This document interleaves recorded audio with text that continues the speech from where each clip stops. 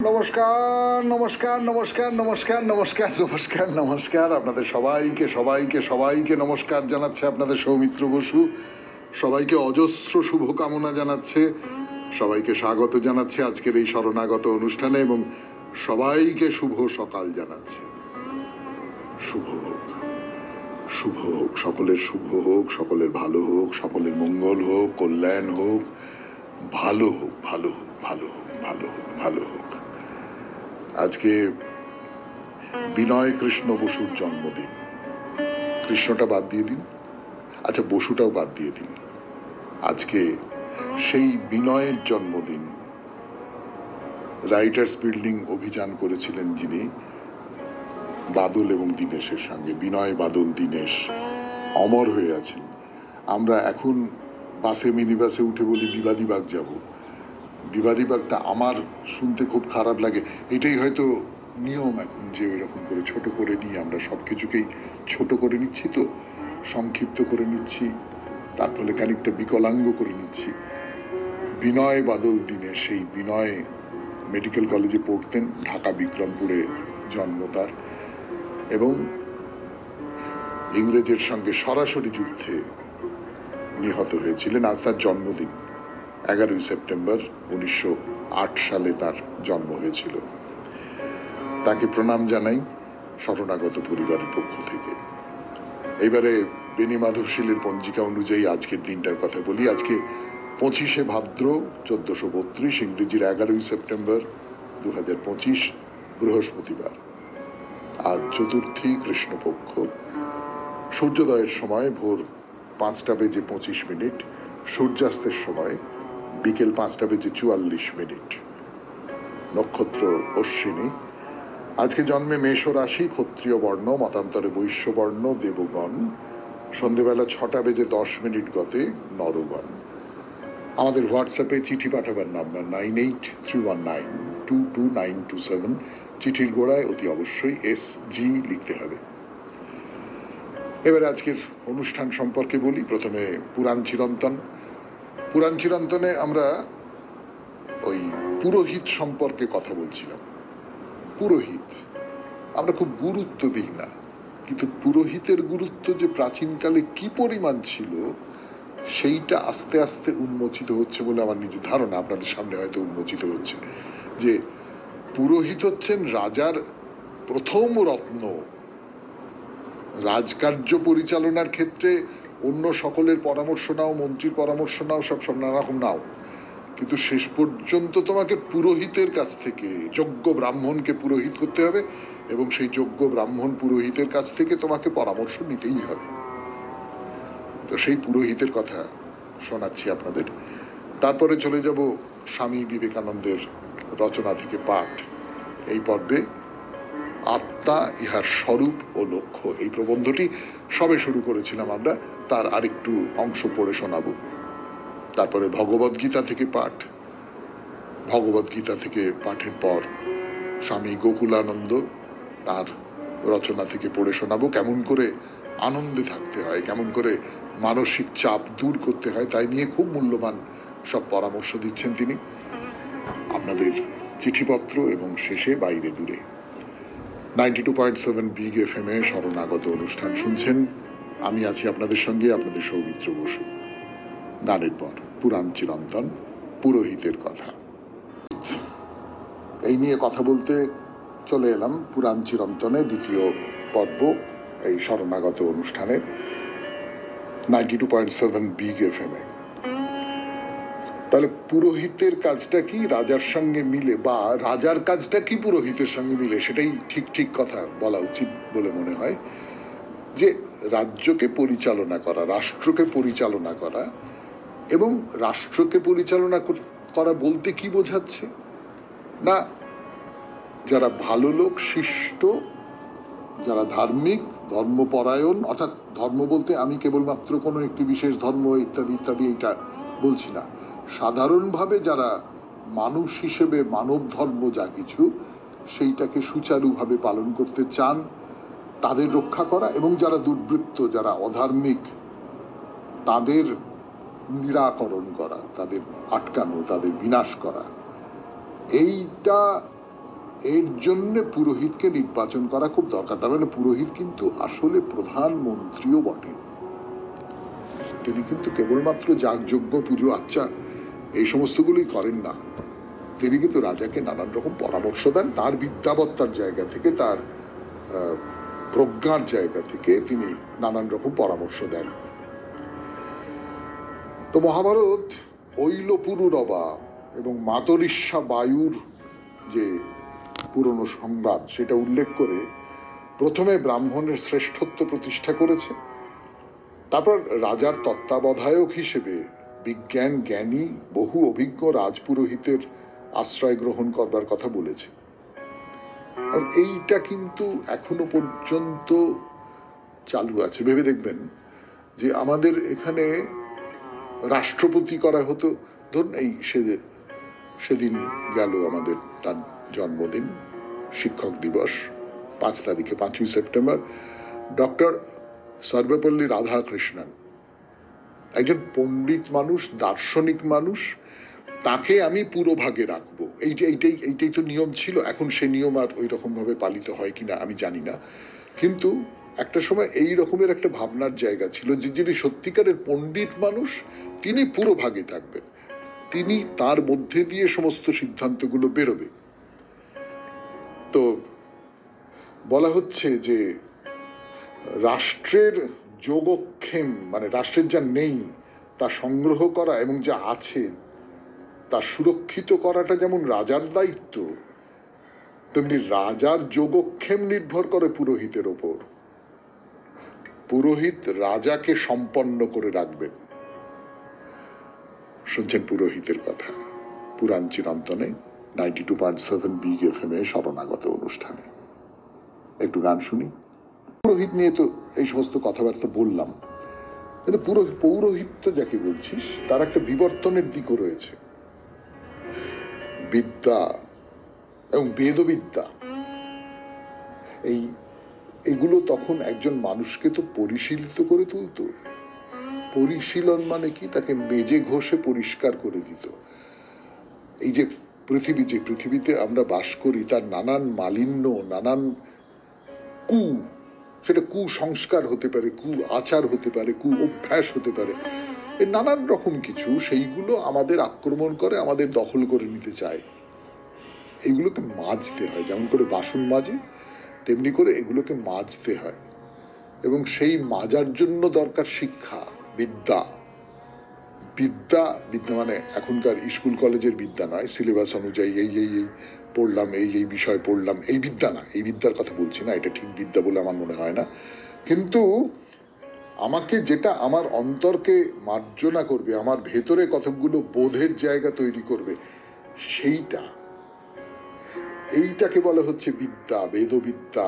এইটা মানুষকে পরিশীলিত করে তোলে এবং তার সঙ্গে সঙ্গে অপূর্ব বেদ ও মন্ত্রোচ্চারণ, যাগযজ্ঞের প্রক্রিয়া এইগুলো থাকে। এগুলো এতটাই বিশ্বাসের জায়গায় পৌঁছে গিয়েছিল যে সাধারণ মানুষ থেকে রাষ্ট্রের প্রশাসক, রাজা, এরাও পুরোহিতদের যে সমস্ত অলৌকিক কাজকর্মগুলো সেইগুলোকে খুব মর্যাদা দিতেন, এবং পুরোহিতেরাও এই অলৌকিক কাজকর্মগুলোকে দেখাতেন, ব্যবহার করতেন। অর্থাৎ অলৌকিক কাজকর্ম দেখানোর মানে কি? এই যে সিদ্ধাইয়ের কথা বলা হয়, ঠাকুর শ্রী রামকৃষ্ণ পরমহংসদেবের কথামৃতে সিদ্ধাইয়ের কথা প্রচুর আছে।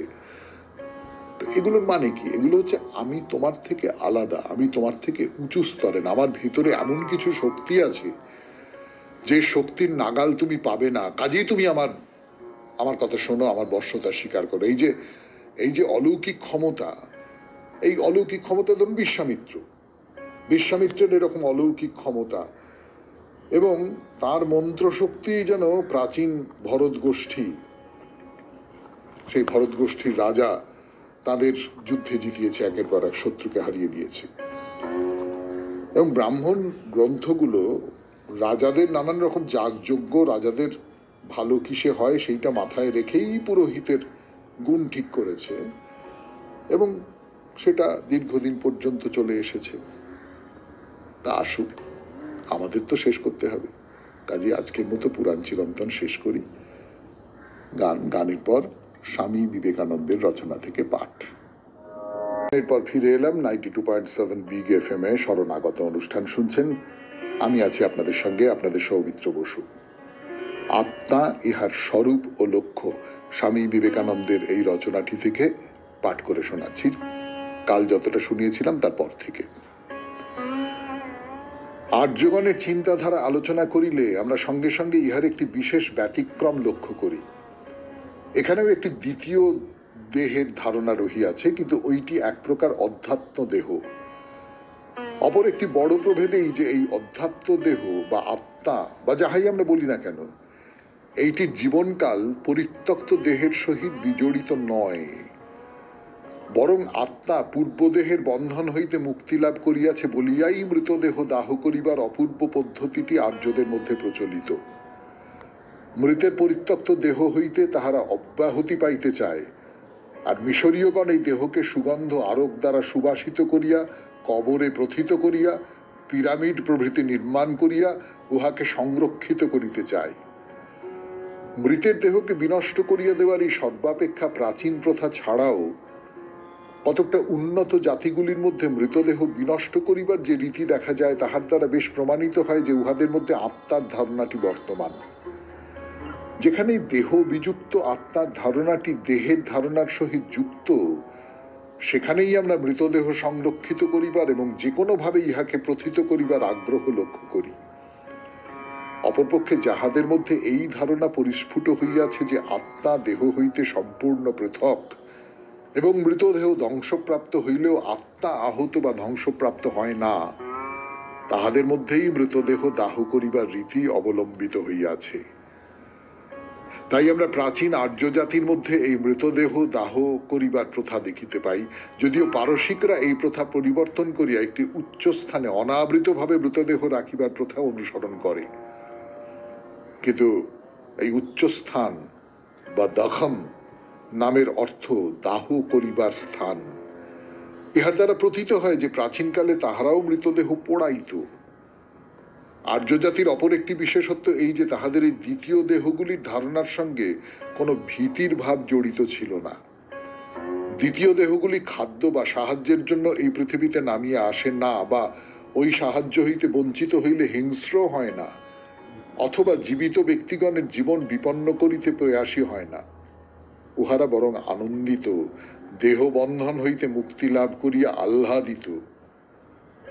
চিতাগ্নি স্থূল দেহ হইতে বিশ্লিষ্ট হইয়া যাওয়ার প্রতীক। চিতাগ্নির নিকট প্রার্থনা করা হয়, অগ্নি যেন দেহ মুক্ত আত্মাকে পিতৃপুরুষের নিকট, যেখানে দুঃখ নাই, যেখানে চির আনন্দ বিরাজিত, সেইখানে ধীরে ধীরে বহন করিয়া লইয়া যান। স্বামী বিবেকানন্দের রচনা থেকে পাঠ শুনলেন, আত্মা ইহার স্বরূপ ও লক্ষ্য। 92.7 বিগ এফএম এ শরণাগত অনুষ্ঠানে এবারে গান, গানের পর ভগবদ গীতা। রঙ্গনাথানন্দজির অনুবাদে এবং ব্যাখ্যায় ভগবদ গীতা যতটা পড়েছিলাম তারপর থেকে একটু পড়ি। অতএব যুদ্ধ করো, তস্মাৎ যুধ্যস্ব। কেন? এই সত্যের কারণে শরীরগুলি অন্তবান্তঃ, তাদের অন্ত আছে। অন্ত মানে মৃত্যু। শরীর মরে, তুমি কখনোই তাদের চিরকাল ধরে রাখতে পারবে না। শরীরগুলি কার? ওই শরীরের, যে শরীর ধারণ করেছে তার। এই শরীরই হলো নিত্য, চিরস্থায়ী, আর তারই হলো এই মরণশীল শরীরগুলি। এই সত্যকে জেনে রাখো। ওই আত্মা যা এইসব শরীরের মধ্যে রয়েছে তা অনাশী, তার বিনাশ নেই, অপ্রমেয়, প্রত্যক্ষ মাপযোগ বা প্রমাণের অতীত। তাকে বাক্য ও মনের বিষয় করা যায় না, তার নাম অপ্রমেয়। জগতের সব জিনিসকে বাক্য মনের গণ্ডির মধ্যে আনা যায়, কিন্তু আত্মাকে নয়, কারণ আত্মা বিষয় নয়, চিরকালই বিষয়ী, শুদ্ধ চৈতন্য স্বভাব। কঠোর উপনিষদে যেমন বলা হয়েছে, এই আত্মা যুক্তিতর্কের দ্বারা বোধগম্য হয় না। যে মনে করে আত্মাই হননকর্তা এবং যে মনে করে আত্মা নিহত হন, তারা দুজনেই জানে না যে আত্মা কাউকে নিহত করেন না বা নিজে নিহত হন না।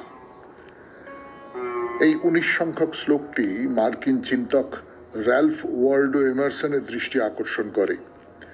এমারসন এই শ্লোকটিকে তার একটি রচনার মধ্যে পদ্যে ছন্দবদ্ধ করেছেন, যা আমি ভূমিকায় উল্লেখ করেছি।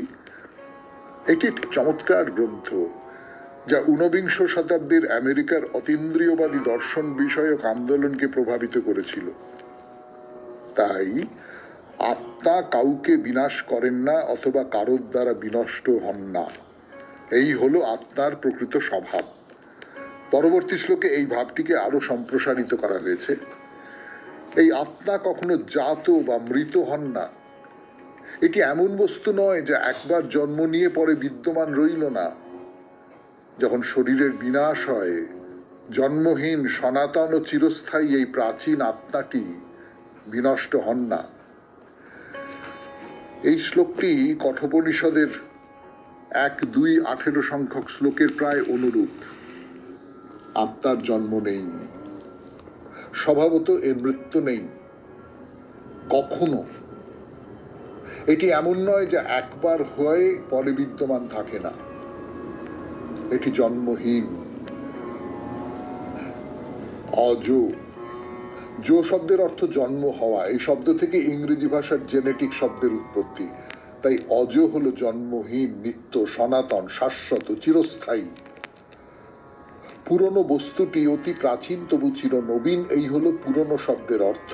আদি শঙ্করাচার্যের মতে পুরা অপি নব এবেতি পুরানা, প্রাচীন অথচ চিরনবীন। শুনছেন ভগবদ গীতা থেকে পাঠ 92.7 বিগ এফএম এ শরণাগত অনুষ্ঠানে। এখন একটু গান শুনি, গানের পর আবার ভগবদ গীতা। ভগবদ গীতা থেকে পাঠ, স্বামী রঙ্গনাথানন্দজির ব্যাখ্যা। তিনি কি বলছেন? বর্তমান যুগে প্রায় 5000 বছর অস্তিত্ব নিয়ে বেঁচে থাকার পর ভারতে যৌবন ফুটে উঠেছে। তাই আত্মায় যে গুণ রয়েছে ভারতের তা আছে। ভারত সদা পুরানো, যদিও পুরাতন তবু সদাই তাজা। শরীরের বিনাশ আত্মায় স্পর্শ করে না, আত্মা একেবারে অস্পৃষ্টই থেকে যায়। কেউই আত্মাকে, মানবের প্রকৃত সত্তাকে বিনাশ করতে পারে না। এই সত্য, মানব সত্তার অমৃতত্বের কথা উপনিষদে তথা গীতায় বারবার জোর দিয়ে বলা হয়েছে। শ্বেতাশ্বতর উপনিষদে সকল মানব সত্তাকে অমৃতস্য পুত্রাহ বলে ঘোষণা করা হয়েছে। এই সত্যের সামান্য জ্ঞানেও আমরা প্রভূত শক্তি, প্রভূত নির্ভীকতা ও প্রভূত করুণার অধিকারী হতে পারি। প্রতিটি সত্তায় একই আত্মা বিদ্যমান আছেন। এই সত্যের জ্ঞান আমাদের সবাইকে মৈত্রী বন্ধনে আবদ্ধ করে, মানুষে মানুষে পারস্পরিক সম্পর্কে প্রেম ও সেবার ভাব ফুটিয়ে তোলে। সমস্ত নীতিজ্ঞানের পেছনেই রয়েছে এই তত্ত্ব, এই একত্বের ভাব। মানুষে মানুষে একত্ব ভাব নিয়েই গড়ে ওঠে নীতিবিজ্ঞান। তখনই কেবল নীতিগর্ভ বোধশক্তি কার্যকরী হয়ে ওঠে। সুতরাং নীতিবোধের পেছনে মৌলিক একত্বের সত্যটি রয়েছে। আমরা মূলত এক। এই পরিবর্তনশীল শরীর ও মনের জটিল সমাহারের পেছনে মানুষের অন্তরে কিছু শাশ্বত, কিছু অনন্ত সত্তা আছে। এই ছিল মানবিক সত্তা সম্বন্ধে উপনিষদের ঋষিগণের মূল শিক্ষা। আমরা তো জানি না, কিন্তু সত্যের কাছে এই জানা বা না জানায় কিছু যায় আসে না। কারণ এই সত্যই আবিষ্কৃত ও পুনরাবিষ্কৃত হয়ে আমাদের সামনে উপস্থিত হয়, আমরা যাতে সেই সত্যকে পুনরায় আবিষ্কার করে পুনর্মুক্তি পেতে পারি। এর জন্য আমাদের স্বর্গের কোনো দেবতার উপর নির্ভর করার দরকার নেই। আমাদের মুক্তির ছক আমাদের অন্তরেই আছে, চিরমুক্ত আত্মা রূপে। তাই হলো আমাদের শাশ্বত প্রকৃতি। বেদান্ত সাহিত্যে এই কথার উপর বারবার জোর দেওয়া হয়েছে। তাই দ্বিতীয় অধ্যায়ের এই অংশে শ্রীকৃষ্ণ অর্জুনের মাধ্যমে সকলকে বলছেন, এই আত্মার কখনো জন্ম নেই, মৃত্যুও নেই। ইনি অমৃত স্বভাব, শরীর চলে গেলেও এই আত্মা বিদ্যমান থাকেন। এই অংশের ভাষ্যে শঙ্করাচার্য বলেছেন, এমনকি ঈশ্বরেরও ক্ষমতা নেই মানবাত্মার বিনাশ সাধনের। অতএব সর্বত্র আমাদের প্রত্যেকের, এমনকি পশু পক্ষী ও কীট পতঙ্গদের অন্তরে যে আত্মা, তাই হলো অন্তরতম প্রত্যগাত্মা। এইটুকু তফাৎ যে পশুরা এই সত্য উপলব্ধি করতে পারে না, কেবল মানব সত্তারই আছে এই সত্য উপলব্ধি করার জৈব সামর্থ্য। এইটি হলো শ্রেষ্ঠ মানবিক স্বাতন্ত্র্য। ক্রমবিকাশ মানুষের মধ্যে সেই স্তর পর্যন্তই এগিয়েছে যেখানে বহির্জগতের সত্য ও আপন শাশ্বত আত্মা সম্বন্ধীয় সত্য যুগপৎ তার জ্ঞান ও নয়নে উদ্ভাসিত হয়ে থাকে। এই সত্য যখন মানব বা মানবীর কাছে উদ্ঘাটিত হয় তখন সে পূর্ণায়ত হয়ে যায়, কারণ মনুষ্য স্তরে ক্রমবিকাশের অগ্রগতি এই সত্য আবিষ্কারের দিকে। এর পরিণতি হলো তার স্বীয় প্রকৃত সত্তাকে অমর অনন্ত আত্মারূপে আবিষ্কারে। এই আত্মাতেই সমগ্র ক্রমবিকাশের পরিপূর্ণতা। শুনলেন ভগবদ গীতা থেকে পাঠ 92.7 বিগ এফএম-এ শরণাগত অনুষ্ঠানে। এবারে গানের পর স্বামী গোকুলানন্দজি। গান শেষ করে ফিরে এলাম 92.7 বিগ এফএম-এ শরণাগত অনুষ্ঠান শুনছেন। আমি আছি আপনাদের সঙ্গে, আপনাদের সৌমিত্র বসু। চিঠিপত্র। দীপাশ্রী সেন, শ্যামপুর বজবজ, কলকাতা 137 থেকে চিঠি লিখেছেন। পড়ে শোনাই সেই চিঠি। গাছ সম্পর্কিত চিঠি। শ্রোতা দাদা ভাই, আপনাকে আমার সশ্রদ্ধ প্রণাম ও সমস্ত শরণাগত শ্রোতা বন্ধুদের শুভেচ্ছা ও ভালোবাসা জানিয়ে গাছ সম্পর্কিত তথ্যবহুল এই চিঠি লিখলাম। আশা করি সবার ভালো লাগবে। আকাশবাণী মৈত্রী থেকে এক তথ্য সম্পন্ন সংবাদ শুনে শরণাগত বন্ধুদের জানাতে ইচ্ছা করল। আমরা জানি সরকারি বা বেসরকারি অফিসে যারা কাজ করেন তারাই অবসর গ্রহণের পর পেনশন পান, কিন্তু গাছও যে পেনশন পায় শুনে অবাক হয়ে গেছি। হরিয়ানা সরকার এই প্রকল্পটি চালু করেন। যে গাছের বয়স 75 বছর হবে সেই গাছের মালিকের অ্যাকাউন্টে বছরে 2500 টাকা পেনশন বাবদ পাঠানো হয়। নিশ্চয় পরিবেশের কথা মাথায় রেখে সরকার এই প্রকল্পটি চালু করেন। অনুষ্ঠানের শ্রীবৃদ্ধি কামনা করে চিঠি শেষ করছি। নমস্কারান্তে, দীপাশ্রী সেন, শ্যামপুর বজবজ, কলকাতা 137। বাহ, সত্যি এটা জানতাম না। মানে হরিয়ানা সরকার এরকম একটা পরিকল্পনা নিয়েছেন এবং কাজ করছেন যে গাছ যদি মানে গাছের অবসর গ্রহণ হচ্ছে 75 বছরে। না, অবসর গ্রহণ তো নয়, মানে গাছ 75 বছরে পড়লে তাকে বৃদ্ধ বলে মনে করা হবে এবং তাকে 2500 টাকা করে দেওয়া হবে। বছরে 2500 টাকা। গাছকে তো আর দেওয়া যায় না, গাছের মালিকের অ্যাকাউন্টে চলে যাবে। খুব খুব চমৎকার একটি পরিকল্পনা। খুবই ভালো লাগলো এবং আরো ভালো লাগলো এই ভেবে যে আপনি খুব আগ্রহ করে শরণাগত শ্রোতাদের জন্য এই পরিকল্পনাটার কথা জানিয়েছেন। খুব ভালো, অনেক ধন্যবাদ আপনাকে। এবার বাইরে দূরে 92.7 বিগ এফএম-এ শরণাগত অনুষ্ঠানে দেবী কান্তেশ্বরীর মন্দির ফিরে আসছি গানের পর। গান শেষ করে ফিরে এলাম 92.7 বিগ এফএম-এ শরণাগত অনুষ্ঠান শুনছেন।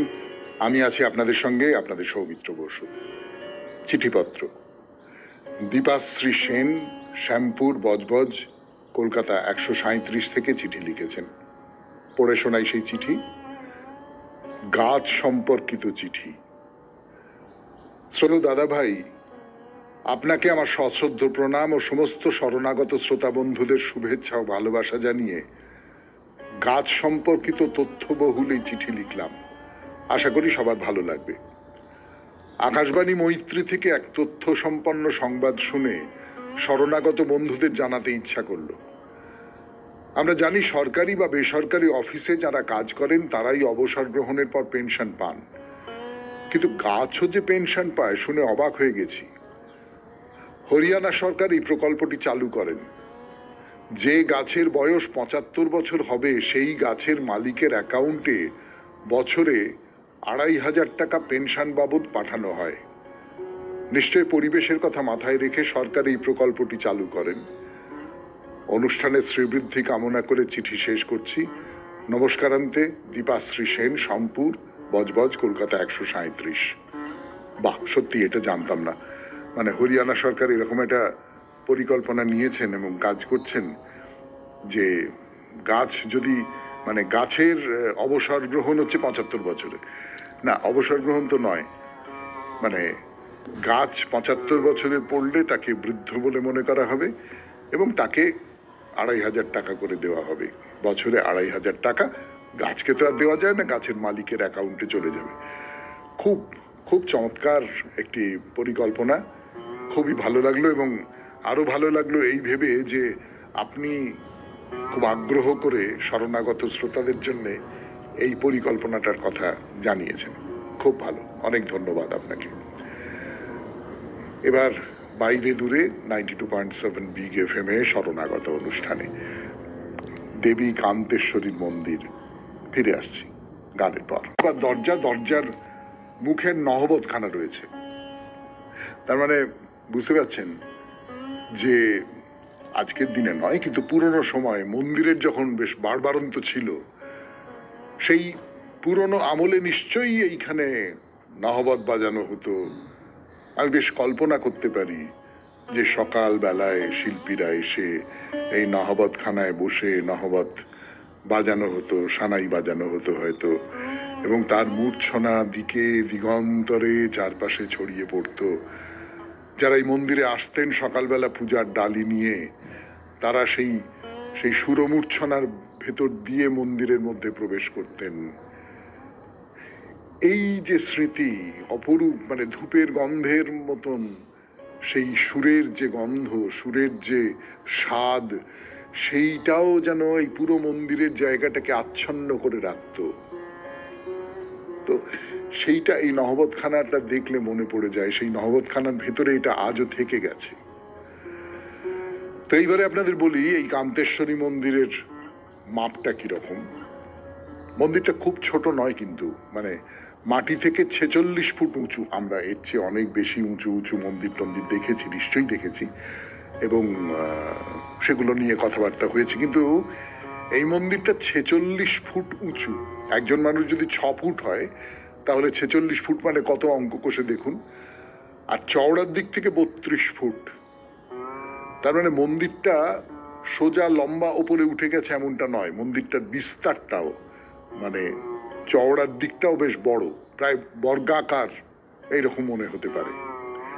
দৈর্ঘ্য এবং প্রস্থ এই দুটোই খুব কাছাকাছি। চারপাশটা প্রাচীর দিয়ে ঘেরা, এবং এই যে দুটো পাঁচিল যেখানে জুড়েছে সেইখানে একটা করে পাঁচিল ঘর।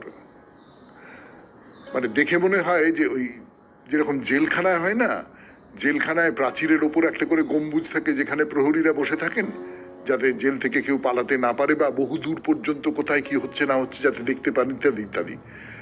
তো এখানেও সেই রকম একটা করে ঘর রয়েছে, তার নিচে একটা ঘর রয়েছে, ওটা আসলে মন্দির, ওটা আসলে শিবের মন্দির। এই মন্দিরের মাথায় গম্বুজ আছে, প্রত্যেক কোণায় একটি করে মন্দির, এবং সেই মন্দিরে শিবলিঙ্গ স্থাপন করা হয়েছে। তার মানেটা কি দেখুন, এই যে কান্তেশ্বরী মন্দির, এই কান্তেশ্বরী মন্দিরটার 4 কোণে 4টে শিবলিঙ্গ প্রতিষ্ঠিত, প্রায় যেন তারা মন্দিরকে রক্ষা করছেন বা প্রহরার কাজ করছেন। তার মানে মন্দিরটা প্রাচীনকালে সুরক্ষিত ছিল, তাতে কোনো সন্দেহ নেই, এবং নিশ্চয়ই তার প্রহরী রাখার বন্দোবস্ত ছিল।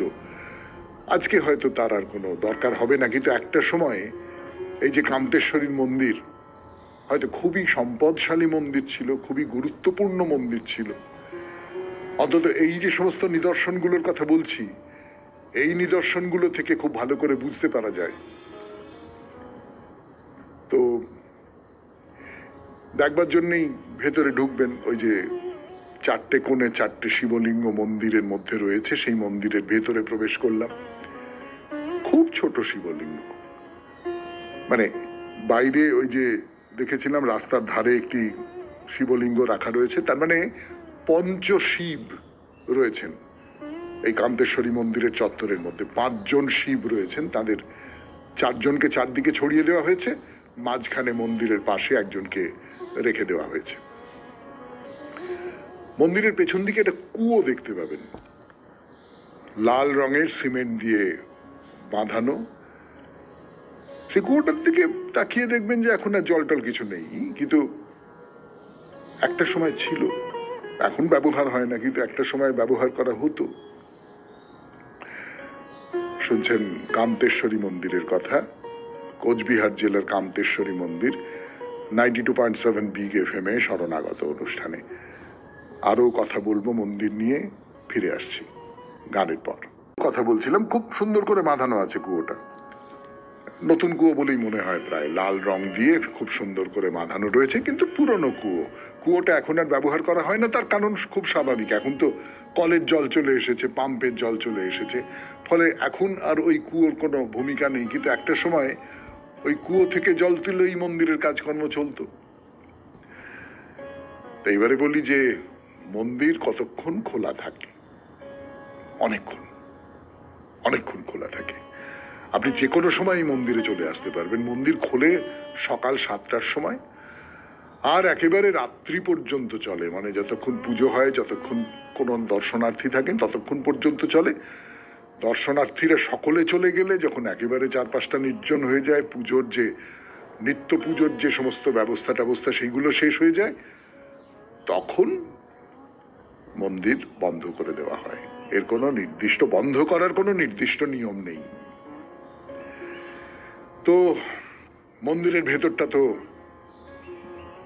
এবার দেখতে হবে, বাইরেটা দেখা হয়ে গেছে। মন্দিরের ভেতরে কি আছে? খুব প্রাচীন মন্দির তো, তার ফলে আর 5টা মন্দিরের মধ্যে, দেবী মন্দিরের মধ্যে যেরকম সব থাকে, তার থেকে এই মন্দিরের ভেতরে যারা আছেন তারা খানিকটা আলাদা। কিরকম আলাদা? 2টি শিবলিঙ্গ আছে, সে তো থাকতেই পারে। একটি ব্রহ্মার মূর্তি আছে, ব্রহ্মার মূর্তি। একটি শালগ্রাম নারায়ণ শিলা আছে, আর একটি অষ্টধাতুর গোপালের মূর্তি আছে। আর তাছাড়া একটি সূর্য মূর্তি আছে। তাহলে ভাবুন, একই সঙ্গে শিবলিঙ্গ আছে, নারায়ণ আছেন, সূর্যদেব আছেন এবং ব্রহ্মা আছেন। ব্রহ্মার মূর্তি কিন্তু বড় একটা দেখা যায় না। আপনারা দেখবেন যে, আমি ক্যালেন্ডারের কথা বলছি না, কিন্তু আমি বলছি সাধারণভাবে ব্রহ্মার মন্দির, তার পৌরাণিক গল্পও আছে তার জন্য, কিন্তু ব্রহ্মার মন্দির খুব দেখা যায় না। এখানে কিন্তু ব্রহ্মাকে স্থাপন করা হয়েছে এই মন্দিরের মধ্যে। সূর্য মূর্তিও খুব যে বাংলার মন্দিরের মধ্যে দেখা যায় এমনটা নয়। সূর্য মূর্তি, সূর্য মন্দির বললেই আমাদের কোণারকের কথা মনে পড়ে, কিন্তু সূর্যের মূর্তি খুব আমাদের চারপাশে খুব পরিচিত নয়। এখানে কিন্তু সেইটাও রয়েছে, সূর্যকেও বন্দনা করা হচ্ছে। তো এই মা দুর্গার নামে যে মন্দির, সেখানে এই সমস্ত মূর্তি দেখা যাচ্ছে। আমি আপনাদের বলেছিলাম যে মন্দিরটা বহু প্রাচীন। কত প্রাচীন তা বোঝা যাবে 2টি মূর্তি দেখে, কিন্তু সেই 2টো মূর্তির কথা আজকে আর নয়, আবার আগামীকাল। 92.7 বিগ FM এ শরণাগত অনুষ্ঠান আজকের মতো এখানেই শেষ করছি। আমাদের হোয়াটসঅ্যাপে চিঠি পাঠাবার নাম্বার 9831922927। চিঠির গোড়ায় অতি অবশ্যই SG লিখতে হবে। কবিতা দিয়ে শেষ করব, রবীন্দ্রনাথের কবিতা। কবিতার নাম অতিথি। প্রবাসের দিন মোর পরিপূর্ণ করে দিলে নারী মাধুর্য সুধায়। কত সহজে করিলে আপনারই দূরদেশী পথিকেরে, যেমন সহজে সন্ধ্যাকালে আমার অজানা তারা স্বর্গ হতে স্থির স্নিগ্ধ হাসে আমারে করিল অভ্যর্থনা। নির্জনে বাতায়নে একেলে দাঁড়ায় যবে চাহিলাম দক্ষিণ গগনে, ঊর্ধ্ব হতে এক ও তানে এলো প্রাণে আলোকেরই বাণী। শুনিল গম্ভীর স্বর, তোমারে যে জানি মোরা জানি। আধারের কোল হতে যেদিন কোলেতে নিল ক্ষিতি, মোদের অতিথি তুমি, চিরদিন আলোর অতিথি। তেমনি তারার মতো মুখে মোর চাহিলে কল্যাণী, কহিলে তেমনি স্বরে, তোমারে যে জানি আমি জানি। জানি না তো ভাষা তব, হে নারী শুনেছি তব গীতি। প্রেমের অতিথি কবি চিরদিন আমারই অতিথি। খুব ভালো থাকবেন, আনন্দে থাকবেন। নমস্কার। নমস্কার নমস্কার নমস্কার নমস্কার নমস্কার নমস্কার নমস্কার আপনাদের সবাইকে সবাইকে সবাইকে নমস্কার জানাচ্ছে আপনাদের সৌমিত্র বসু। সবাইকে অজস্র শুভকামনা জানাচ্ছে, সবাইকে স্বাগত জানাচ্ছে আজকের এই শরণাগত অনুষ্ঠানে এবং সবাইকে শুভ সকাল জানাচ্ছে। শুভ হোক, শুভ হোক, সকলের শুভ হোক, সকলের ভালো হোক, সকলের মঙ্গল হোক, কল্যাণ হোক, ভালো হোক, ভালো হোক, ভালো হোক, ভালো হোক, ভালো হোক। আজকে বিনয় কৃষ্ণ বসুর জন্মদিন। কৃষ্ণটা বাদ দিয়ে দিন, আচ্ছা বসুটাও বাদ দিয়ে দিন। আজকে সেই বিনয়ের জন্মদিন। রাইটার্স বিল্ডিং অভিযান করেছিলেন যিনি বাদল এবং দীনেশের সঙ্গে। বিনয়, বাদল, দীনেশ অমর হয়ে আছেন। আমরা এখন বাসে মিনি বাসে উঠে বলি বিবাদীবাগ যাব। বিবাদীবাগটা আমার শুনতে খুব খারাপ লাগে। এটাই হয়তো নিয়ম এখন, যে এরকম করে ছোট করে নিয়ে আমরা সবকিছুকেই ছোট করে নিচ্ছি, তো সংক্ষিপ্ত করে নিচ্ছি, তার ফলে খানিকটা বিকলাঙ্গ করে নিচ্ছি। বিনয়, বাদল, দীনেশ, সেই বিনয় মেডিকেল কলেজে পড়তেন, ঢাকা বিক্রমপুরে জন্ম তার, এবং ইংরেজের সঙ্গে সরাসরি যুদ্ধে নিহত হয়েছিলেন। আজ তার জন্মদিন, 11ই সেপ্টেম্বর 1908 সালে তার জন্ম হয়েছিল। তাকে প্রণাম জানাই শরণাগত পরিবারের পক্ষ থেকে। এইবারে বেনি মাধবশীলের পঞ্জিকা অনুযায়ী আজকের দিনটার কথা বলি। আজকে 25শে ভাদ্র 1432, ইংরেজির 11ই সেপ্টেম্বর 2025, বৃহস্পতিবার। আজ চতুর্থী, কৃষ্ণপক্ষ। সূর্যোদয়ের সময় ভোর 5:25, সূর্যাস্তের সময় বিকেল 5:44। নক্ষত্র অশ্বিনী। আজকে জন্মে মেষ রাশি, ক্ষত্রিয় বর্ণ, মতান্তরে বৈশ্য বর্ণ, দেবগণ। সন্ধেবেলা 6:10 গতে নরগণ। আমাদের হোয়াটসঅ্যাপে চিঠি পাঠাবার নাম্বার 9831922927। চিঠির গোড়ায় অতি অবশ্যই SG লিখতে হবে। এবারে আজকের অনুষ্ঠান সম্পর্কে বলি। প্রথমে পুরাণ চিরন্তন। পুরাণ চিরন্তনে আমরা